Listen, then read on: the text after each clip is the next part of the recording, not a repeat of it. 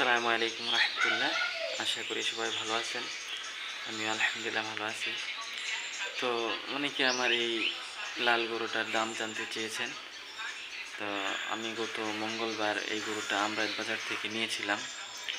তো আমাদের মতো যারা খামার করার স্বপ্ন আছে, একটা দুইটা দিয়ে শুরু করছেন, তাদের কাছে গরু কেনা এবং বিক্রি করা উভয়টাই খুবই কঠিন কাজ।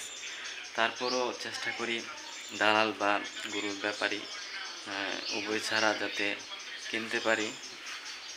1-2 হাজার টাকা কম বেশি হোক, সমস্যা নাই। প্রথম অবস্থায় তো অন্তত অভিজ্ঞতা হবে। তো আমি আমার এই গরুটা 93,000 টাকা দিয়ে কিনছি, সব খরচ সহ। তো কেমন হয়েছে আপনারা বলবেন। তো গরুটা আমার কাছে খুবই ভালো লাগছিল, তাই নিয়েছি। নাভি কম্বল অনেক